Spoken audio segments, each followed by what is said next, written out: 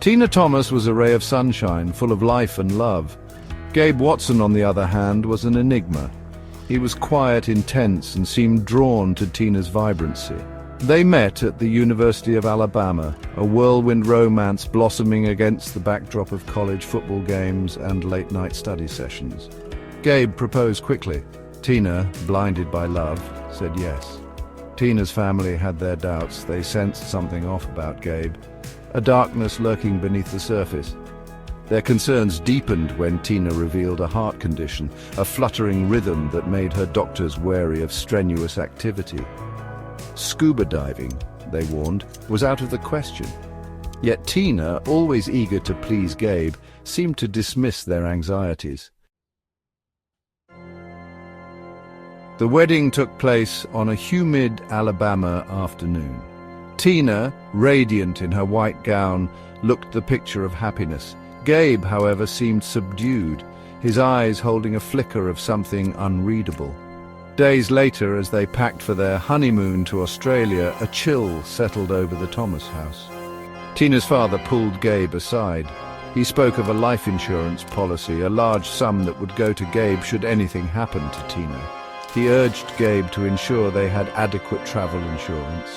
Gabe listened, his face impassive. The conversation, heavy with unspoken fears, hung between them. The Great Barrier Reef shimmered, a turquoise jewel under the vast Australian sky. Tina, ever the adventurer, was ecstatic to experience its wonders. Gabe, a certified rescue diver, seemed less enthusiastic. He insisted on an advanced dive to the wreck of the SS Yongala, a challenging dive site even for seasoned divers. Tina, trusting in Gabe's expertise, agreed. On the dive boat, as Gabe prepped their gear, a seasoned dive instructor, Wade Singleton, observed him. He noticed Gabe adding extra weight to Tina's belt, an unusual move for a diver of her experience. When he questioned Gabe, the answer was vague, almost dismissive. An unsettling feeling crept over Singleton, a premonition of something terribly wrong. The descent began. Down they went, deeper and deeper into the azure abyss. The wreck of the SS Yongala materialized, a ghostly silhouette against the blue. 11 minutes into the dive, chaos erupted. Gabe surfaced first, his voice panicked as he shouted for help. His wife, he claimed, had panicked and sunk. Divers rushed to help, their hearts pounding as they searched the depths. But something about Gabe's demeanor felt off. He seemed strangely detached, his concern lacking the raw desperation of a husband who had just lost his wife. Section 5, Whispers from the Deep. Wade Singleton, his gut instinct screaming, reached Tina first. She lay motionless on the ocean floor, her body tangled in her dive line. As he brought her to the surface, a chilling discovery sent shivers down his spine. Tina's air supply was nearly full. It didn't make sense. Why hadn't she used it? Back on the boat, as the crew desperately performed CPR, whispers began to circulate. Other divers who had been near Tina recalled seeing Gabe embrace her in a tight bear hug moments before she sank. Their suspicions grew when they learned about Tina's heart condition and Gabe's insistence on the advanced dive. Section 6, 41 minutes. For 41 agonizing minutes, they fought to bring Tina back. 41 minutes of chest compressions, of desperate breaths forced into her lungs, but it was no use. At 11:21 a.m., Tina Thomas Watson was pronounced dead. The vibrant young woman, so full of life just moments ago, was gone, swallowed by the very waters she had come to explore.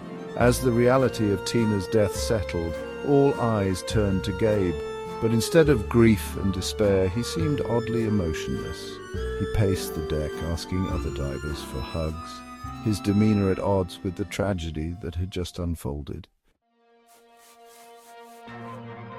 Section 7. The investigation begins. The Australian police, their suspicions piqued by the inconsistencies surrounding Tina's death, launched an investigation. Gabe's story, once scrutinized, began to crumble. His dive computer data contradicted his account of the events. Witnesses came forward, their testimonies painting a damning picture. The bear hug, they revealed, was not an embrace of comfort or an attempt to calm a panicking diver, but a forceful hold, a maneuver that could have rendered Tina unconscious. Gabe's actions, once seen as clumsy attempts to save his wife, now took on a more sinister tone. Section 8. A convoluted legal battle. The Australian courts charged Gabe Watson with murder, alleging he had planned Tina's death to cash in on her life insurance policy. The trial was a media frenzy, the courtroom packed with journalists and curious onlookers eager to dissect the details of the case that had captivated the world. In a controversial plea deal, Gabe pleaded guilty to the lesser charge of manslaughter, receiving an 18-month prison sentence.